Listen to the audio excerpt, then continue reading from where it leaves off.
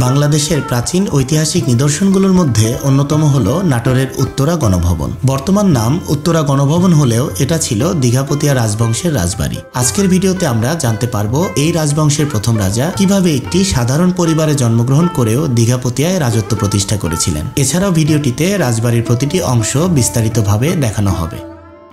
দীঘাপতিয়া রাজবাড়ি। এই রাজবংশের প্রতিষ্ঠাতা এবং প্রথম রাজা ছিলেন দয়ারাম রায়। তিনি কিভাবে সামান্য কর্মচারী থেকে রাজা হয়েছিলেন সেই ইতিহাস জানতে হলে আমাদের খানিকটা পেছনে যেতে হবে। দীঘাপতিয়া রাজবংশ প্রতিষ্ঠার আগে 1706 খ্রিস্টাব্দে নাটোর রাজবংশ প্রতিষ্ঠা হয়েছিল এবং এটিই ছিল নাটোরের প্রধান রাজবংশ, যার প্রতিষ্ঠাতা ছিলেন রাজা রামজীবন। আর রাজবংশ প্রতিষ্ঠার আগে রামজীবন পুঠিয়ার রাজা দারিক নারায়ণের অধীনে চাকরি করতেন। সে সময় তিনি রাজকার্য উপলক্ষে একদিন চলনবিল এলাকার কলম গ্রামে পৌঁছান। সেখানে একজন বালকের কথাবার্তা ও বুদ্ধির পরিচয় পেয়ে তিনি তাকে সাথে নিয়ে যান। বালকটি হল দয়ারাম রায়। রামজীবন তাকে প্রথমে মাসিক 8 আনা বেতনে চাকরি দেন। পরবর্তী সময়ে পুঠিয়ার রাজা দারিক নারায়ণ, ভ্রাতা রঘুনন্দন এবং বাংলার নবাব মুর্শিদ কুলি খানের স্নেহ, ভালোবাসা ও সহানুভূতিতে যখন রামজীবন জমিদারি লাভ করেন অর্থাৎ নাটোরের রাজবংশ প্রতিষ্ঠা করেন, তখন দয়ারামেরও ভাগ্য খুলতে থাকে। রামজীবন রাজা হয়ে ওঠার পর দয়ারাম রায় তার একজন দক্ষ ও বিশ্বস্ত দেওয়ান হিসাবে নিযুক্ত ছিলেন। রাজা রামজীবন দয়ারাম রায়কে উপহার হিসাবে বাসস্থানের জন্য দীঘাপতিয়ায় কিছু জমি দান করেন। সেখানে 1734 খ্রিস্টাব্দে দয়ারাম রায় এই দীঘাপতিয়া রাজবংশ প্রতিষ্ঠা করেন। দয়ারাম রায় এ রাজপ্রাসাদের মূল ভবন এবং সংলগ্ন আরো কিছু ভবন নির্মাণ করেন। পরবর্তীতে এ রাজবংশের ষষ্ঠ রাজা প্রমোদানাথ রায় 1897 থেকে 1908 খ্রিস্টাব্দ পর্যন্ত 11 বছর সময় ধরে বিদেশি বিশেষজ্ঞ, প্রকৌশলী ও শিল্পীদের সহায়তায় 41.5 একর জমির উপর এই রাজবাড়িটি পুনর্নির্মাণ করেন। উত্তরা গণভবনের প্রবেশপথে এই বিশাল আকৃতির পাথরের ঘড়িটি রাজা দয়ারাম রায় সে সময় ইংল্যান্ড থেকে এনেছিলেন। একসময় এই ঘড়ির ঘণ্টা ধ্বনি বহুদূর থেকে শোনা যেত। ভেতরে প্রবেশ করতেই গাছপালায় সুশোভিত রাজপ্রাসাদের বিভিন্ন স্থাপনা চোখে পড়বে।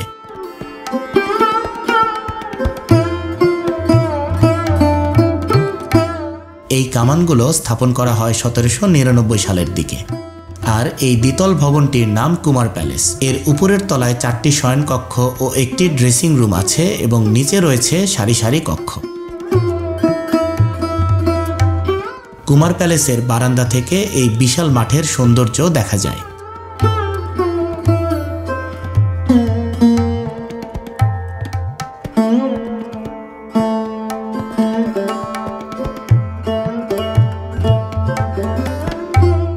রাস্তা ধরে মূল প্রাসাদের দিকে এগোতেই হাতের বামে এই ভবনটি পড়বে, যা বর্তমানে উত্তরা গণভবনের সংগ্রহশালা হিসাবে ব্যবহৃত হচ্ছে। এটাই হলো মূল প্রাসাদ। দীঘাপতিয়া রাজবাড়ির মূল প্রাসাদটি পূর্বমুখী একতলা ভবন।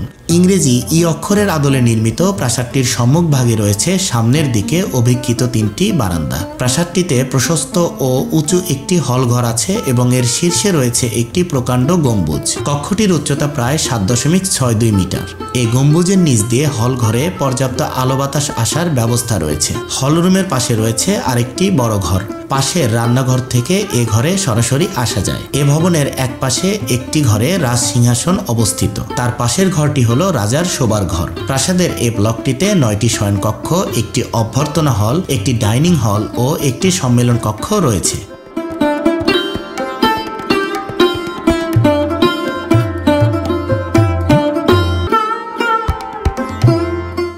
এই পথে রানীমহল, রানীঘাট এবং মিনি চিড়িয়াখানায় যাওয়া যাবে। এখানেই রয়েছে শেখ মুজিবুর রহমানের নিজ হাতে রোপিত হৈমন্তী গাছ।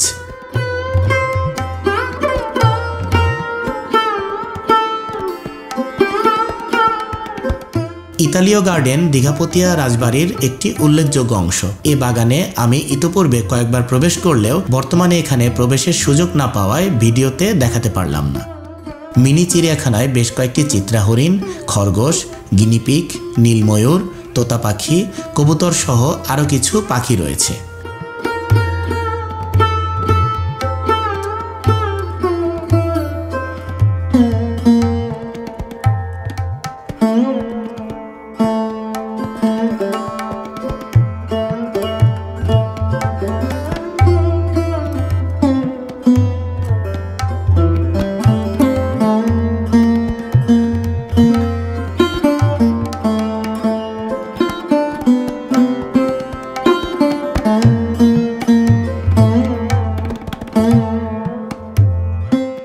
প্রাসাদের প্রবেশপথের চারদিকে পরিখা রয়েছে, যা পুরো প্রাসাদকে ঘিরে রেখেছে। পরিখা হলো নালার মতো জলাশয়, যা প্রতিরক্ষা ব্যবস্থা হিসেবে খনন করা হয়। এই জলাশয়ের মধ্যে একটু ভালোভাবে লক্ষ্য করলেই এমন মাছের দেখা পাওয়া যায়।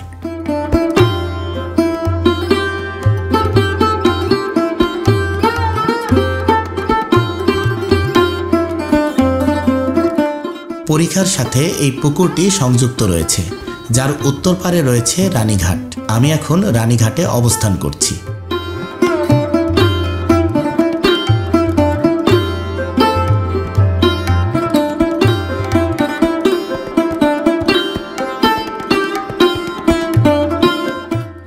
দীঘাপতিয়া রাজবাড়ির প্রতিটি জায়গা খুব সুন্দরভাবে সজ্জিত, যা প্রাকৃতিক সৌন্দর্য এবং স্থাপত্য শৈলীর নিপুণতাকে প্রতিফলিত করে। রাজবাড়ির বিভিন্ন স্থানের মনোমুগ্ধকর সবুজ বাগান ও ফুল আপনার নজর কাড়বে। রাজবাড়িটিতে বহু প্রাচীন ও দুষ্প্রাপ্য জাতের গাছের সমাহার রয়েছে। এই স্থাপনাটির নাম গ্র্যান্ড মাদার হাউস।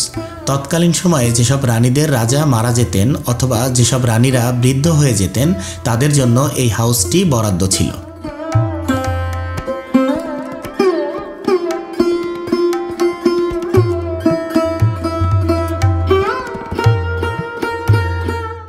এখানকার স্থাপত্যশৈলী, গাছপালা ও বাগানে ঘেরা সবুজ সৌন্দর্য দেখে নিঃসন্দেহে সবারই মন জুড়িয়ে যাবে। এই রাজপ্রাসাদের প্রতিটি স্থানই ধারণ করে রয়েছে এক অনন্য এবং চিরন্তন সৌন্দর্য, যা মনকে মুগ্ধ করে। প্রকৃতি ও কারুকার্যের অপূর্ব সমন্বয়ে গড়ে ওঠা এই স্থাপত্য যেন শতাব্দীর পর শতাব্দী ধরে ঐশ্বর্যের গল্প বলছে।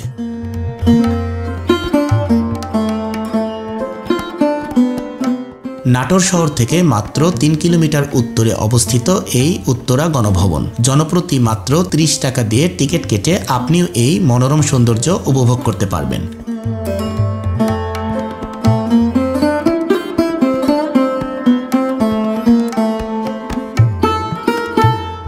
প্রিয় দর্শক, ভিডিওটি কেমন লাগলো? ভালো লাগলে লাইক, কমেন্ট এবং শেয়ার করবেন, আর অবশ্যই আমার চ্যানেলটি সাবস্ক্রাইব করবেন।